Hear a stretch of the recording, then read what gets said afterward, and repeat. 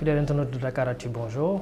Nous recevons aujourd'hui M. Barthélémy Diaz, maire de la commune de Mermoz-Sacré-Cœur et aussi secrétaire national adjoint à la vie politique du Parti socialiste.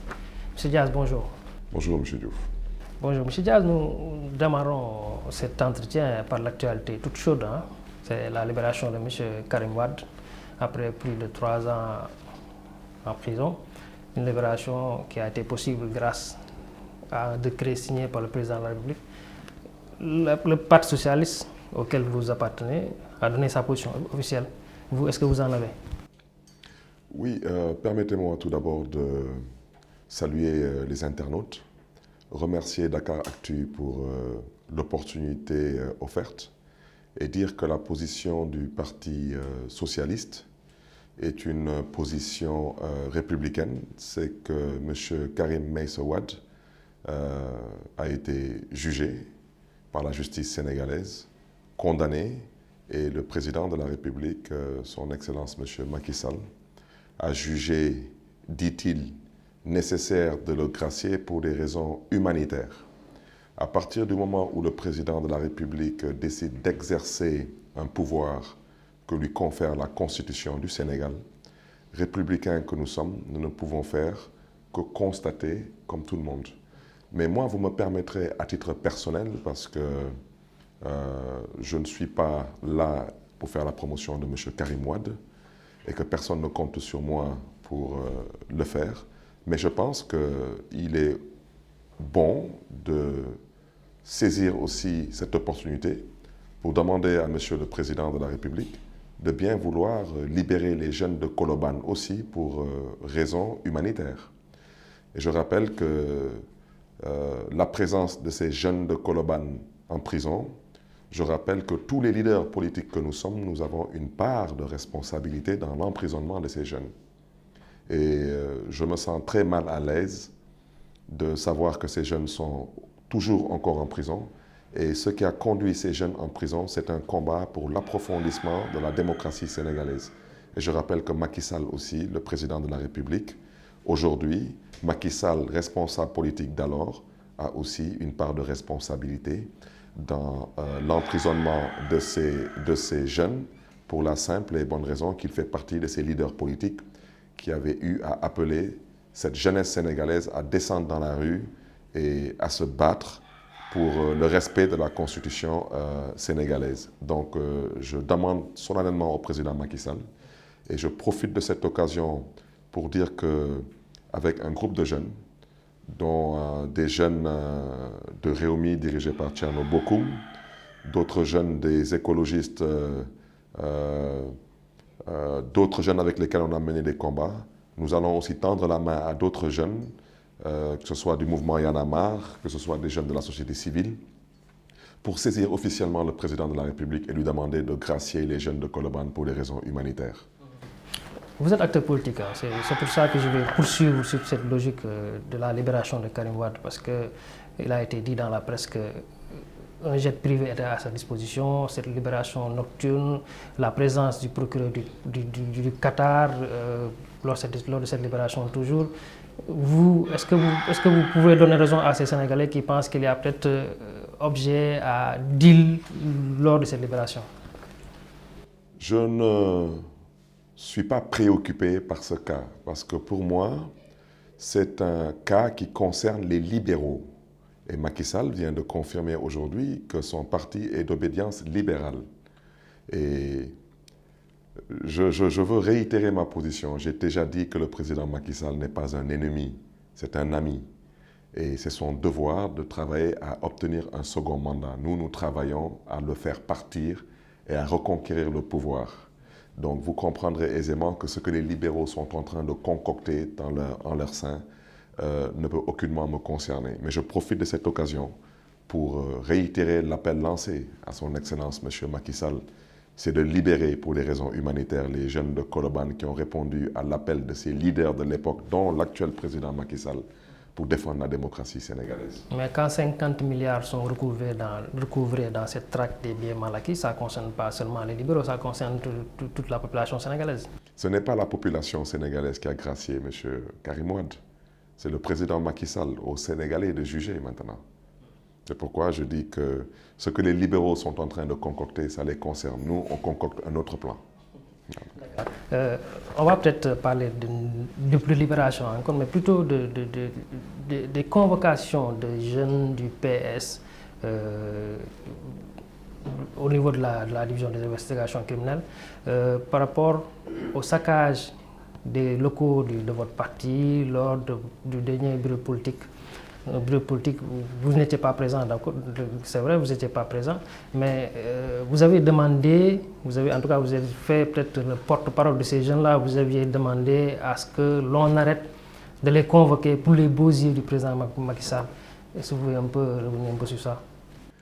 Oui, pour les beaux yeux du président Macky Sall, notre ami, c'est le président Macky Sall qui a voulu d'un référendum.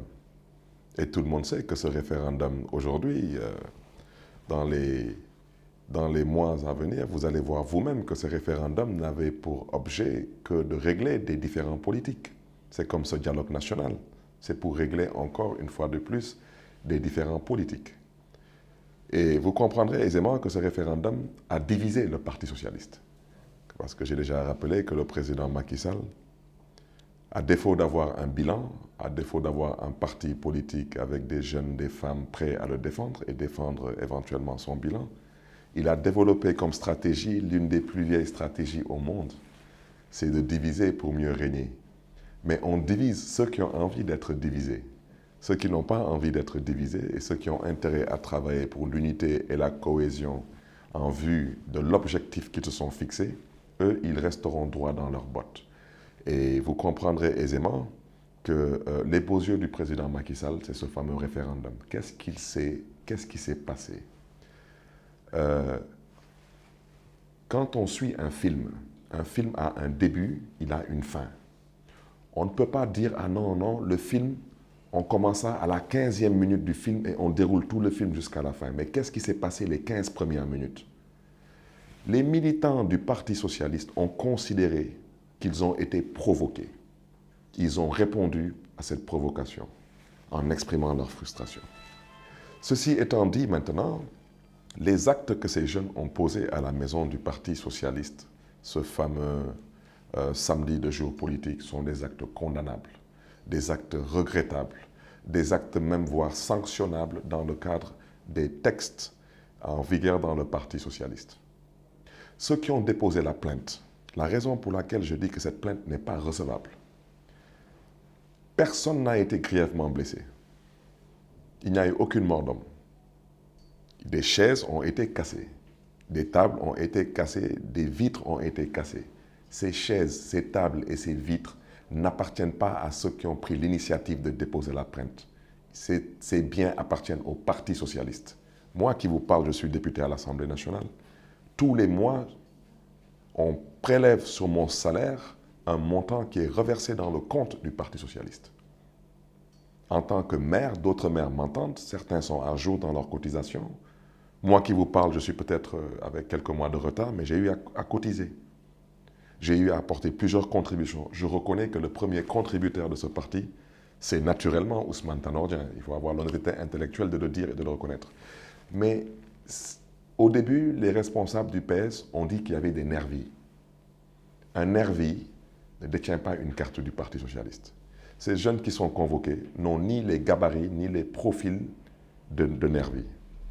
Donc cette plainte, on considère qu'elle a pour but d'intimider les jeunes pour que pour les prochaines rencontres que le Parti socialiste compte organiser, que personne ne vienne pour exprimer sa frustration, pour qu'on s'aplatisse comme des béni-oui, il en est hors de question.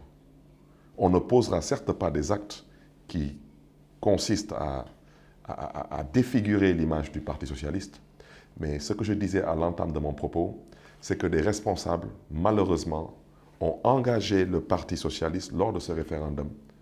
En amont de ce bureau politique, ils se sont permis de dire que le Parti socialiste allait voter oui à ce bureau politique. Il n'y a aucun article du règlement intérieur du Parti socialiste, des textes et statuts du Parti socialiste qui permettent à un quelconque responsable, fût-il le secrétaire général du Parti socialiste, d'engager ce parti.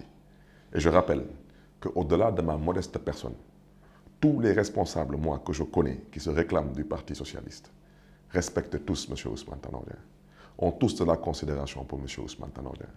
Mais il faut qu'on apprenne aussi à savoir que le respect, il est réciproque.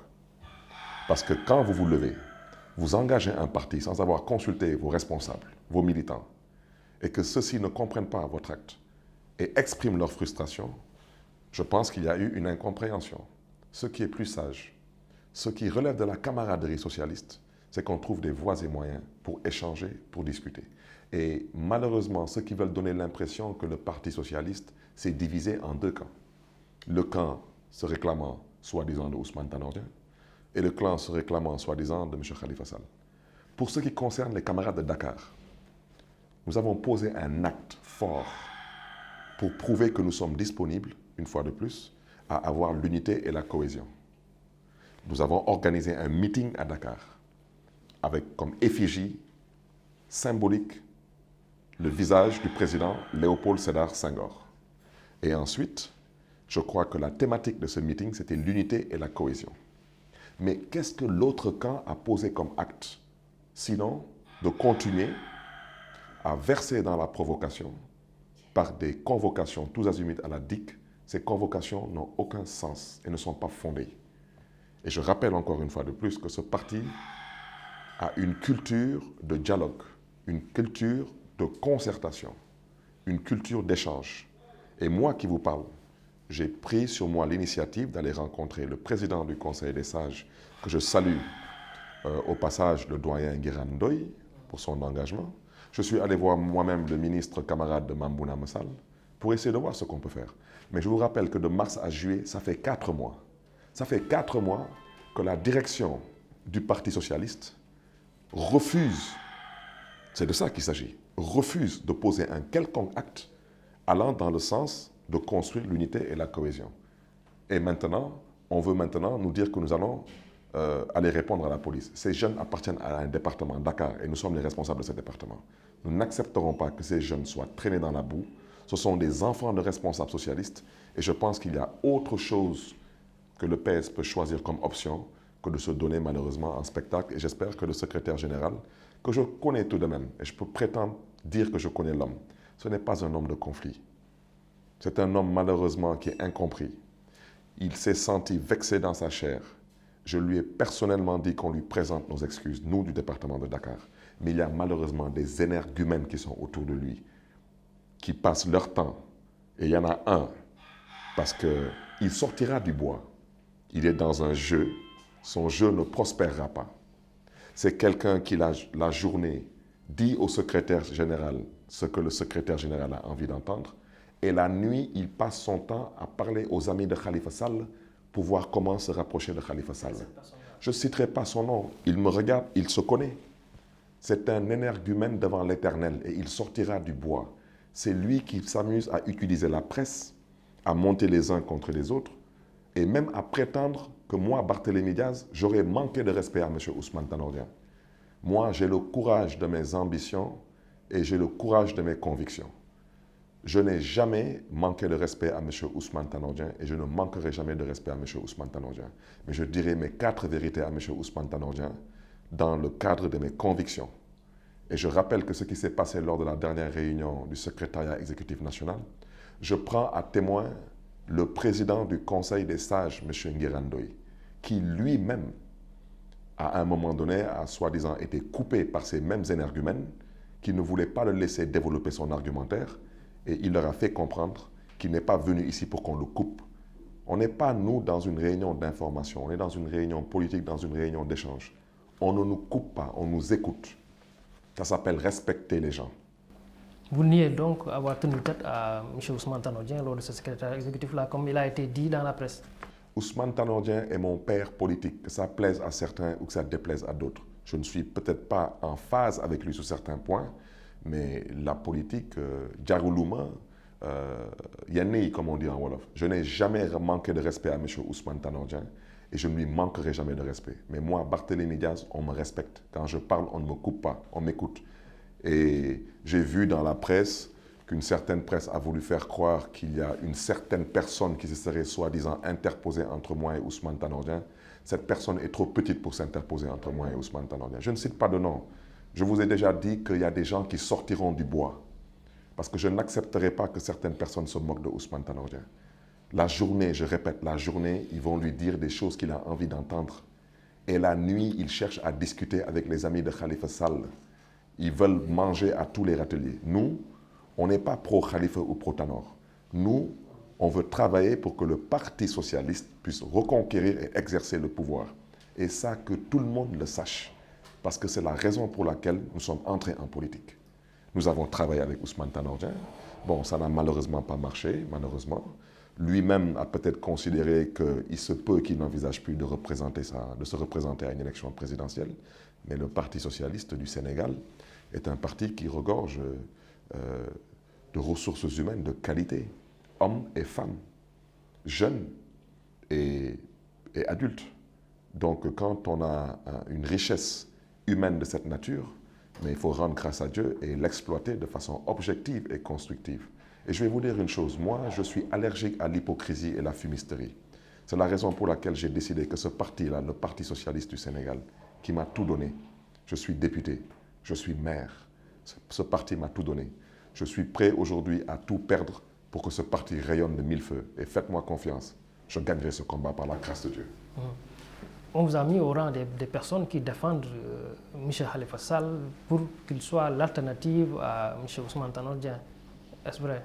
Mais du moment où M. Ousmane Tanor Dieng n'envisagerait plus de se représenter, je n'ai jamais dit que Khalifa Sall serait le candidat du Parti socialiste. J'ai dit que le département de Dakar, auquel nous appartenons, qui est dirigé par Khalifa Sall, vous connaissez-vous un parti au Sénégal qui n'aurait pas aimé avoir Khalifa Sall dans ses rangs? Vous le connaissez, il n'y en a pas. Un homme poli, un homme courtois, un homme compétent, un homme ouvert, disponible et généreux, avec ses forces et ses faiblesses d'être humain. Mais je ne vois pas pourquoi aujourd'hui il y a des socialistes qui n'appartiennent pas à l'APR, qui prétendent que le président Macky Sall, qui une fois de plus n'est pas notre ennemi, c'est notre adversaire politique, peut être le candidat du Parti socialiste au second tour, et que quelqu'un comme Khalifa Sall, excusez-moi, que le président Macky Sall peut être le candidat du Parti socialiste, et que quelqu'un comme Khalifa Sall ne peut aucunement porter les couleurs du Parti socialiste, leur idée ne prospérera pas. Et faites-nous confiance, nous allons nous battre jusqu'au bout. Mais Khalifa Sall ne semble pas être demandeur en fait. Mais ce n'est pas que Khalifa Sall semble être demandeur ou pas. Le Parti socialiste du Sénégal n'est pas la propriété de Khalifa Sall. Quand je dis que Ousmane Tanor Dieng n'est pas le Parti socialiste, certaines personnes montrent sur leurs grands chevaux, mais parce que ce sont des gens qui veulent verser dans l'hypocrisie. Ousmane Tanor Dieng est le secrétaire général du Parti socialiste. Moi qui vous parle, il est mon secrétaire général et je suis fier de l'avoir comme secrétaire général. Mais moi qui vous parle, je suis catholique. Le pape Benoît XVI qui est au Vatican n'est pas la religion catholique. Il est le chef de l'Église catholique. Il faut qu'on apprenne à se respecter, qu'on arrête de verser dans le larbinisme politique pour faire plaisir à des gens et pour, soi-disant, calculer des strapontins politiques. Le Parti socialiste, nous ne sommes pas obnubilés par une victoire à l'élection présidentielle. Nous sommes seulement obnubilés par une seule chose, c'est de perdre notre âme socialiste. Un parti qui ne compétit pas n'a pas sa raison d'être. Maintenant, quand vous compétissez, vous acceptez que quand vous n'avez pas été choisi pour sortir au premier tour, mais au deuxième tour, vous devez effectivement accepter de travailler dans le cadre d'alliance. Et je vais vous dire une chose. Nous disons que le Parti socialiste doit avoir une candidature. Nous souhaitons au besoin que le candidat de Dakar soit porté par le parti. Mais si par extraordinaire, le candidat du Parti socialiste n'arrivait pas à sortir au premier tour, et que quelqu'un comme Macky Sall soit au second tour avec quelqu'un d'autre, mais nous avons tout de même cheminé avec Macky Sall, nous connaissons Macky Sall, avec ses forces et ses faiblesses, ses qualités et ses défauts. Moi, je ne suis pas prêt à faire partir Macky Sall pour n'importe qui. Hein. Ah non, pas du tout. Parce que moi, Macky Sall, pour moi, il reste tout de même un homme qui peut diriger ce pays. Mais personnellement, actuellement, il ne me rend pas satisfaction. Mais je n'accepterai pas non plus de faire partir Macky Sall pour faire venir n'importe qui. Ça, il y en est hors de question. Il faut que les choses soient claires. Mais la candidature du Parti socialiste à l'élection présidentielle du Sénégal, elle est indiscutable et non négociable. Si jamais M. Ousmane Tanor Dieng devenez ou bien pensez être le candidat idéal pour le Parti socialiste en 2019, est-ce que vous, M. Barthélémy Dias, est-ce que vous serez prêt à l'accompagner? Mais ça, c'est tout à fait possible. Mais M. Ousmane Tanordien est le secrétaire général du Parti socialiste. Mais à partir de ce moment, on devra discuter. Et c'est un congrès d'investiture qui va trancher le débat. C'est la raison pour laquelle je dis qu'il faut qu'on parle d'unité et de cohésion. Mais pour l'instant, à l'heure où nous sommes, nous considérons que le secrétaire général, M. Ousmane Tanordien, a dit qu'il n'envisageait plus de se présenter. Et nous, au niveau de Dakar, on souhaite que Dakar porte la candidature du parti à travers le prochain congrès d'investiture. Et notre responsable départemental, c'est Khalifa Sall. Voilà. Et je rappelle que Khalifa Sall, tout de même, est un homme qui a une carte de visite sur l'échiquier politique sénégalais. Cet homme est un homme accompli. Il a été maire de commune d'arrondissement de l'époque, député à l'Assemblée nationale, membre du bureau de l'Assemblée nationale, ministre, aujourd'hui maire de ville, et un homme qui est respecté à travers le monde entier. Je suis bien placé pour en parler parce que je l'ai accompagné dans beaucoup de pays et j'ai vu le respect et la considération qu'on lui marque au même titre que j'ai eu à accompagner M. Ousmane Tanordien un peu partout. Et je connais aussi la valeur de l'homme. C'est la raison pour laquelle j'ai déjà dit que Ousmane Tanordien est un homme d'État qui peut apporter énormément au Sénégal. Parce qu'il connaît l'État et c'est un homme assez généreux. Le Haut Conseil des collectivités territoriales, les travaux, paraît-il, les travaux se déroulent à l'Assemblée nationale. Là, on dit que le PS aura 20 sièges dans ce Haut Conseil des collectivités territoriales. Le secrétaire général du PS, M. Ousmane Tanordien, est pressenti aussi pour diriger cette structure-là. Comment est-ce que vous appréhendez tout ça? Bon, d'abord, je voudrais d'abord dire que le PS doit avoir 20 sièges. C'est vrai, c'est pas vrai. Le Parti socialiste n'est pas un groupement d'intérêts économiques. On n'est pas là pour des intérêts, des sièges, des postes. C'est pas possible cette histoire-là. Il faut que ça s'arrête.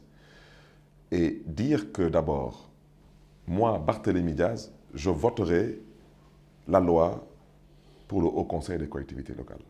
Parce que je considère tout de même que la proposition qui consiste à créer un Haut Conseil des collectivités territoriales est issue des assises nationales. Les assises nationales, nous nous sommes battus contre l'ancien régime pour la tenue de ces assises. Et je dois rappeler que certes, l'initiative est une initiative venant des politiques, mais le travail a été fait de façon inclusive, avec la société civile, avec les partis politiques, avec le patronat, avec les syndicats. Donc, que les gens arrêtent de penser que le Haut Conseil des collectivités territoriales doit être créé pour caser des amis, et surtout, soi-disant, pour caser Ousmane Tanordien. Ce débat est un débat malsain. Donc, par respect à toute cette société civile, tous ces syndicats, le patronat, toutes les forces vives de la nation qui se sont battues à l'époque pour la tenue des assises nationales, une première dans l'histoire politique du Sénégal, nous devons au moins, par respect à toutes ces personnes, accepter au moins que le Haut Conseil des collectivités locales n'est pas une création du président Macky Sall. Si c'était à dénoncer, faites-moi confiance, je l'aurais dénoncé. Maintenant que M. Ousmane Tanordien soit pressenti pour diriger le Haut Conseil des collectivités territoriales, mais nous nous en réjouissons. Pourquoi est-ce que nous allons nous en désoler? C'est le secrétaire général de notre parti. Et je le dis, je le répète avec force. Vous connaissez, vous, un homme aujourd'hui qui a un profil d'homme d'État, pour ne pas dire plus important que celui de M. Ousmane Tanordien, qui est tout de même présidentiable. Vous avez un présidentiable à la tête de cette institution. Demain, quand il sera à l'étranger avec ses collègues d'autres pays, vous pensez que ce serait une fierté de l'avoir à la tête de cette institution ou bien une honte? Plus ou moins une fierté. Donc, qu'on arrête tout de même aussi de vouloir ramener le débat à un débat de personnes. Et je rappelle ici que de toutes les personnes qui peuvent éventuellement être pressenties pour diriger ce Haut Conseil, je pense que M. Ousmane Tanordien a le meilleur profil. D'accord. On va profiter de cette question que je viens de poser sur le Conseil des collectivités territoriales. Pour revenir un peu à votre mairie, la gestion de votre mairie, vous êtes à votre deuxième mandat. Comment est-ce que cela se passe? Mais cela se passe très bien avec les populations et malheureusement très mal avec l'État qui a décidé de ne pas nous laisser travailler. Ce n'est pas un débat pour moi aujourd'hui. Je suis conscient que l'État, pour des raisons purement politiciennes, a décidé de ne pas nous laisser travailler. Nous avons décidé de faire preuve d'imagination et de créativité à travers des partenariats publics-privés. à travers des mécanismes innovants pour voir comment éventuellement pouvoir nous donner les moyens de pouvoir satisfaire les besoins des populations de la commune de Mermoz-Sacré-Cœur. Et dans les jours à venir, des actes forts seront posés. Je profite de l'occasion aujourd'hui pour remercier d'abord tout le groupe Sonatel, avec son directeur général, M. Alioune Ndiaye, remercier la Fondation Sonatel, qui a déjà donc validé que pour l'exercice 2016, toutes les écoles élémentaires publiques qui sont dans le périmètre communal de Mermoz-Sacré-Cœur seront réhabilitées par la Fondation Sonatel. Dire aussi qu'en termes de santé, des efforts ont été notés. Donc, en collaboration avec la Fondation Sonatel, nous allons raser le poste de santé de Mermoz et construire un vrai centre de santé avec une maternité digne de ce nom, un laboratoire. Et je pense que dans les semaines, les mois à venir, nous allons finaliser avec des groupes comme Ecobank, des groupes comme le Crédit Mutuel du Sénégal. Éventuellement, nous attendons aussi l'arrivée de la BHS parce qu'il soit bien dit, entendu et retenu que moi, je n'ai pas été élu par les populations de Mermoz-Sacré-Cœur pour chercher des amis, des copains. J'ai été élu pour me battre pour que les uns et les autres qui se trouvent dans ce périmètre communal sachent qu'ils ont une responsabilité sociétale d'entreprise envers cette population. Et nous allons aussi, au besoin, sensibiliser d'autres partenaires, d'autres fondations. Hier, personnellement, je me suis déplacé pour l'inauguration du siège du groupe Atos, qui s'est faite donc cette inauguration en présence de son Excellence le Président de la République, M. Macky Sall. Et je me suis déplacé pour savoir d'abord qui sont-ils et éventuellement essayer de voir avec eux dans le cadre de la RSE si on pourrait éventuellement obtenir que des jeunes ingénieurs, informaticiens puissent éventuellement être recrutés par le groupe Atos dans le cadre de la responsabilité sociétale d'entreprise. Mais tout cela, nous sommes en train de le faire en discutant, en échangeant, et il y a d'autres initiatives aussi qui seront entamées dans les mois à venir. Mais faites-moi confiance, ce deuxième mandat, au sortir de ce deuxième mandat, nous aurons un bilan et un bilan visible, un bilan aussi touchable, Inch'Allah. Ces conflits avec le ministère du Renouveau urbain, les magistrats, est-ce que tout cela, c'est l'histoire ancienne maintenant? Non, pour moi, il n'y a pas de ministère du Renouveau urbain, parce que pour moi, le ministre du Renouveau urbain n'est pas un ministre du Renouveau urbain. C'est un jardinier qui se promène et je n'ai pas son temps. Parce que pour moi, le président de la République lui a confié une mission dans le cadre d'une politique sectorielle et malheureusement, il n'a absolument rien compris. Et comme moi, je n'ai pas le temps de passer mon temps à spéculer sur des détails, je considère que j'ai affaire à un jardinier, donc il n'a qu'à aller s'occuper de jardin. Moi, je m'occuperai de l'essentiel. Le canal de Liberté, de Sacré-Cœur 1 plus ou moins, qui fait face à Liberté 3, sera curé et fermé, Inch'Allah, par les soins de la commune de Mermoz-Sacré-Cœur. Maintenant, le reste, le jardinier n'a qu'à s'occuper de son jardin, il n'y a pas de problème. Monsieur Diaz, Dakaractu vous remercie. C'est moi qui vous remercie.